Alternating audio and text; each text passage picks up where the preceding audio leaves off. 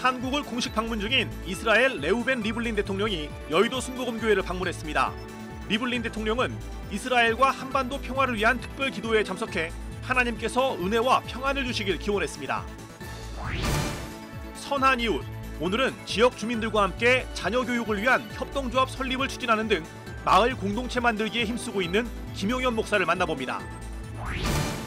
목회 앤 데이터, 오늘은 대학생들의 교회 이탈 현상과 원인, 그리고 이단 접촉 비율 등의 통계 자료를 살펴보고 이를 목회에 어떻게 적용시켜야 할지 모색해봅니다. 여러분 안녕하십니까? CBS 뉴스입니다. 문재인 대통령 초청으로 지난 14일부터 4박 5일 일정으로 한국을 공식 방문 중인 이스라엘 레우벤 리블린 대통령이 어제 저녁 여의도 순복음교회를 방문했습니다.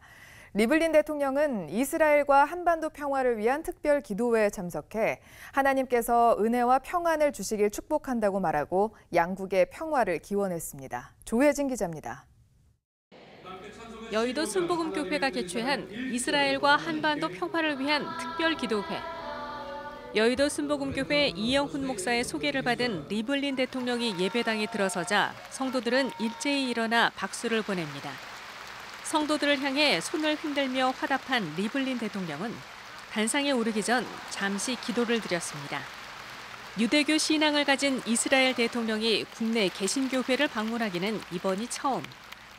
리블린 대통령은 예루살렘의 평화를 위해 함께 기도해 준 것에 감사를 전한다며 하나님께서 은혜와 평안을 주시길 축복한다고 말했습니다.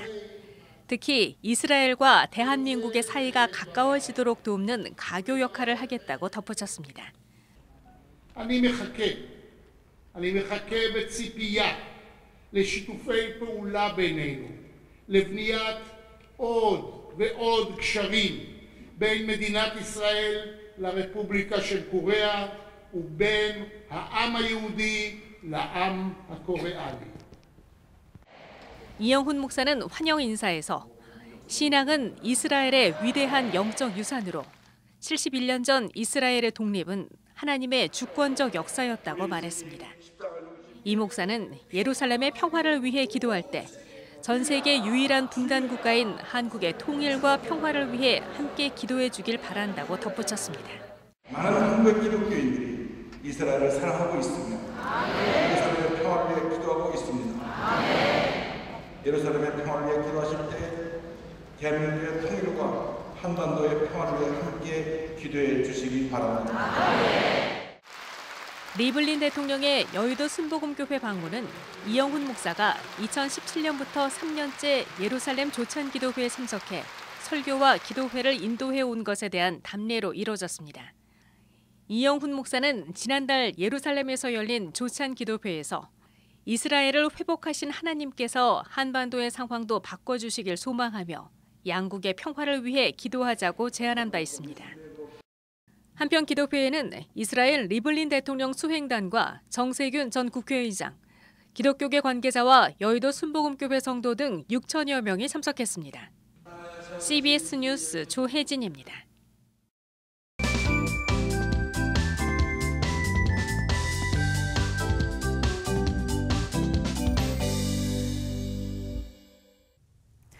선한 이웃 순서입니다. 오늘은 각박한 도시 환경에서 지역 주민들과 함께 마을 공동체를 만들고 있는 교회의 부교역자를 만나봤습니다.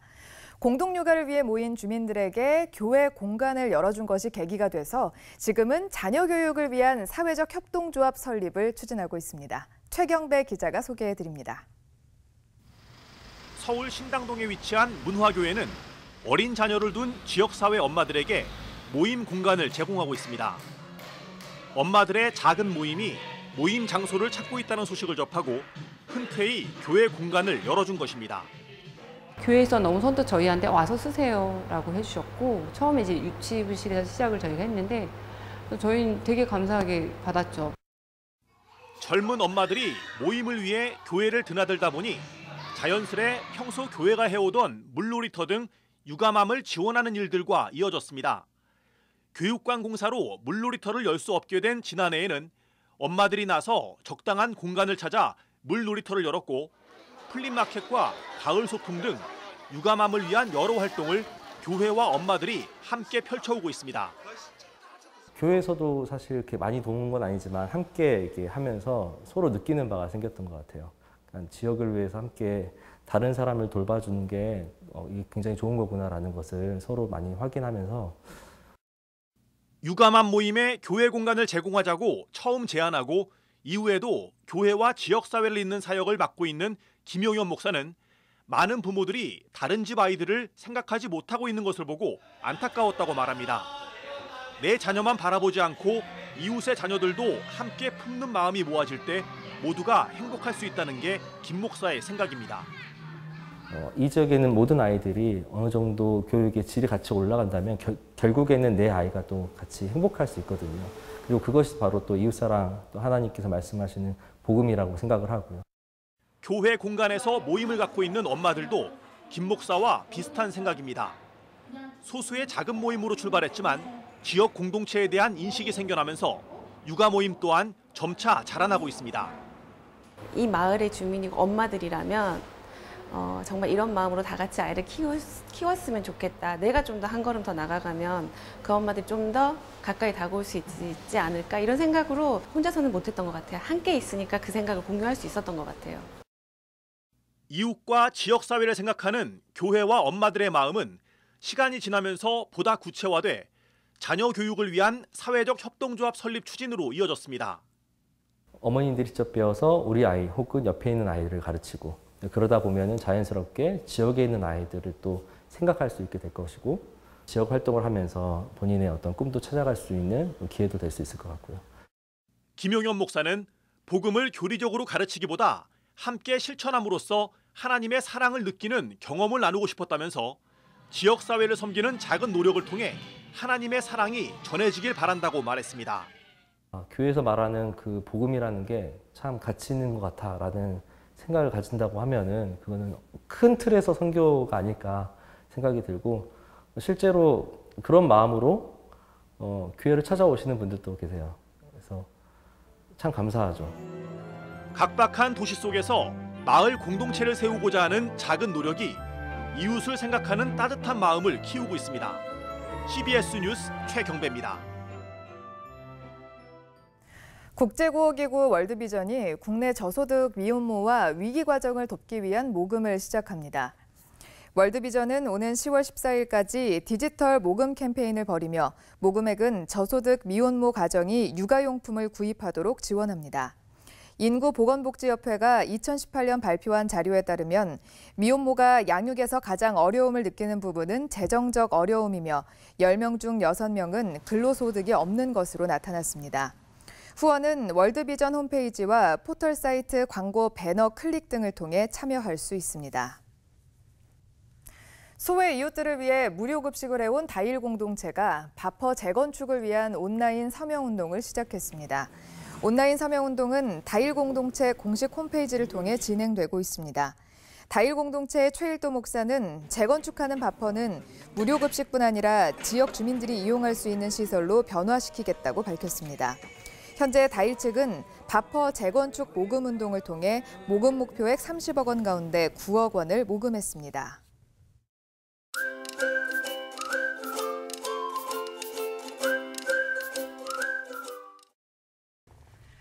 목회자들의 설교 준비와 변화하는 세상을 이해하는 데 도움을 줄 통계 자료를 들려드리는 시간이죠. 목회앤데이터 순서입니다. 목회데이터 연구소 지용근 대표 자리했습니다. 안녕하세요. 네, 안녕하세요. 네, 대표님 오늘은 어떤 주제로 데이터를 가져오셨나요? 네, 오늘은 위기의 크리스찬 대학생이라는 주제로 해서 말씀을 드리도록 하겠습니다. 네. 대학생이라고 얘기를 하니까 이런 이야기를 참 많이 들었습니다. 요즘에 주일학교를 비롯한 대학 청년부 수가 점점 줄어들고 있다. 이런 얘기 들었는데 정말인가요? 네, 이런 얘기를 좀 근거로 좀 이야기할 수 있는 그런 데이터들이 몇 개 있는데 그 중에서 가장 잘 표현할 수 있는 데이터가 어떤 건가를 좀 생각을 해봤습니다. 네. 그래서 이 자료는 학원 보그마 협의회에서 조사한 건데요. 지금 현재 넌크리스찬 그 학생들한테 과거에 교회를 다닌 적이 있습니까? 이렇게 질문했어요. 그래서 이 5년간 추적 조사한 건데 2012년도에는 교회를 다닌 적이 있다가 14%였는데 네. 2017년도에는 30%로 거의 2배 정도가 늘었습니다. 2배 넘게 뛴 네, 거죠? 그렇습니다. 네. 그러니까 그만큼 이탈률이 좀 굉장히 좀 높아졌다 이렇게 볼 수 있습니다. 네. 그러면 언제부터 이탈을 시작하게 됐는지도 궁금합니다. 네, 이 학생들한테 그리고 교회를 언제 떠나게 됐는지 물어봤더니 초등학교 때나 또는 그 이전에가 42% 정도 됐었고요. 네. 그다음에 중학교 때가 27%, 네. 그다음에 고등학교 때가 14%에서 중학교 이전이 69%니까 10명 중에 7명 정도는 중학교 이전에 벌써 끝나는 네, 그런 이제 그런 수치를 좀 보이고 있습니다. 왜 그런 걸까요? 지금 현재 우리 학생들이 과거보다는 모태 신앙 비율이 굉장히 높습니다. 그러다 보니까 부모의 어떤 강요나 부모에 의해서 계속 교회 생활을 하다가 네. 이제 중학교 정도 시점 되니까 이제 가치관도 혼란스럽고 그러다 보니까 이제는 본인 스스로 좀 움직이고 싶고 뭐 이런 것들 때문에 좀 이탈률이 높지 않은가 싶습니다. 네. 아무래도 그때쯤 이제 사춘기도 겪고 하다 보니까 네, 그런 네. 영향도 조금 네. 있을 것 같고요. 자, 그런데 참 줄어드는 것도 문제인데요. 앞으로는 더 문제입니다. 이 중학생들이 커서 대학생이 되면 학교에서 여러 가지 이제 동아리를 들게 되잖아요. 그런 환경에서도 그렇고 또 그냥 지내다가도 이단이랑 접촉할 그런 확률이 네. 되게 높아진다는 얘기 들었거든요. 네, 그렇습니다. 네. 네. 그 조사도 한번 해봤는데요. 개신교인들이기 때문에 누가 전도를 한다 할 때 그게 이단인지 아닌지를 금방 알 수 있을 거예요. 그래서 어떤 질문을 해봤냐면 이단을 접촉한 적이 있습니까? 이렇게 물었어요. 그랬더니 네. 현재 대학생 중에서 이단 접촉 경험이 42%나 돼요. 그러니까 반이네요, 거의 거의. 반 가까이 될 정도로 이렇게 높은 비율을 보이고 있는데 그럼 이제 그럼 어느 이단이냐고 물었더니 신천지가 64%나 돼요. 그러니까 뭐 높네요. 압도적으로 신천지가 대학생들을 대상으로 해서 전도 활동을 좀 많이 하는 것 같습니다. 네.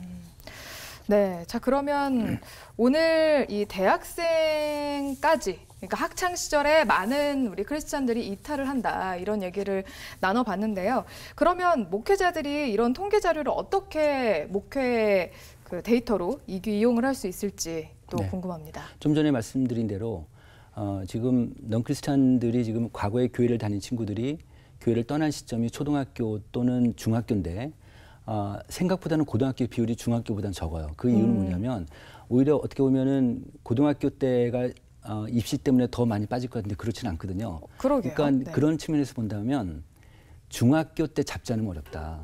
이렇게 보는 거예요. 그러니까 중학교 때 이 아이들을 잘 잡지 않으면 고등학교 때, 대학교 때 또 취업하고 결혼하고 직장 살면서도 계속 못 잡을 수가 있기 때문에 중학교 때 굉장히 교회에서 만약에 교사다 그러면 교회 내에 어떤 교사 인력 풀 중에서 네. 가장 역량 있는 사람을 중등부에 투입을 시킨다든지 이런 전략이 되게 중요할 것 같고요. 네. 또 하나는 대학생들한테 한국교회에서 젊은 층을 대상으로 해서 어떻게 활성화를 시킬 수 있는 그런 질문도 해봤어요. 그랬더니 대학생들이 가장 높게 나온 비율이 소통이었어요. 목회자들이 권위주의적으로 자기네들 대하지 말고 좀 자연스럽게 소통하고 문화적인 활동을 좀 많이 했으면 좋겠다. 뭐 이런 의견도 있어서, 그러니까 교회 안에서 대학생들하고 같이 소통을 잘하는 것도 굉장히 중요하겠다 이런 생각이 들었습니다. 네. 자, 우리 앞으로 개신교의 미래를 위해서는 주일학교와 그리고 중등부에 조금 더 힘을 쏟아야 되겠고 또 우리 목회자분들께서도 내지는 교역자분들께서도 소통을 자유롭게 잘 해주시면 더 많은 도움이 될 것 같다는 그런 이야기 하셨습니다. 네, 지금까지 세상과 교회의 흐름을 통계로 살펴봤습니다. 목회데이터 연구소 지용근 대표 함께했습니다. 고맙습니다. 네, 감사합니다.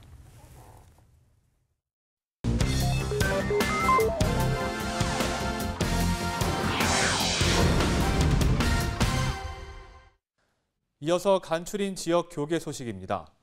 예수전도단 춘천지부와 하와이 코나 열방대학이 워드바이 하트 세미나를 개최했습니다. 또 부산중앙교회는 영성수련회를 열었습니다. 예수전도단 춘천지부와 하와이 코나 열방대학이 주관하는 워드바이 하트 세미나가 다음 세대로의 말씀의 전수라는 주제로 개최됐습니다. 국제 YM 코나 열방대학 대표 폴 칠더스 목사가 강사로 나서 워드바이 하트의 원리와 적용 방법에 대해 소개했으며 훈련 과정을 직접 실습하는 시간을 가졌습니다. 부산중앙교회가 영성수련회를 열었습니다. 강사로 나선 김대환 목사는 신앙생활에선 방향이 매우 중요하다며 하나님 앞에 어떤 자세인지 따라서 열매가 결정된다고 강조했습니다. 호프선교회는 선교 열정을 되살리기 위한 열방 기도회를 개최했습니다. 또 예장통합 대전노회 사회봉사부는 은퇴한 원로 목사들과 장로들을 초청해 위로잔치를 열었습니다. 또 청주시 기독교연합회는 시정발전 기도회와 간담회를 열었습니다. 호프 선교회는 열방기도회를 열고 선교를 위해 기도하는 시간을 가졌습니다. 이날 기도회에선 선교에 대한 비전과 간증 기도회를 진행했습니다. 지금 한국 교회가 전체적으로 지금 침체되어 가고 있는 선교의 열정들을 다시 불러일으키기 위해서 해야 할 일들에 대해서 좀 더 적극적으로 그 방법들을 모색하고. 예장통합 대전노회 사회봉사부가 은퇴 목사들과 장로들을 초청해 위로잔치를 열었습니다. 이날 행사엔 하모니카와 가야금 연주, 블리스 중창단의 공연 등 다양한 프로그램으로 은퇴 목사와 장로들을 격려했습니다. 이번 이러한 기회를 통해서 계속적으로 노회와 관계가 있다는 것을 또 아실 수 있도록, 그래서 이 노회에 한번 오실 수 있도록 이런 기회를 마련해서 오늘 이렇게 많이 와주셔서 대단히 감사합니다. 청주시 기독교연합회가 한범덕 청주시장과 교계 지도자들과 함께 시정발전 기도회와 간담회를 가졌습니다. 이 자리에서 한범덕 청주시장은 청주시의 여러 가지 현안 사업이 잘 추진될 수 있도록 기독교연합회의 지속적인 협조를 부탁드린다고 말했습니다.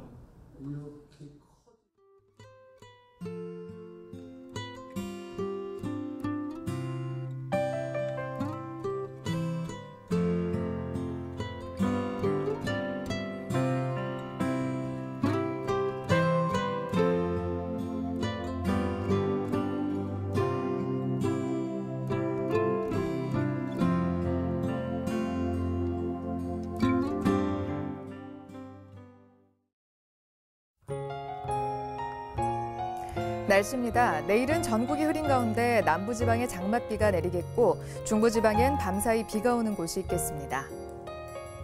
내일 아침 최저 기온은 20에서 24도, 낮 최고 기온은 26도에서 35도로 예상됩니다.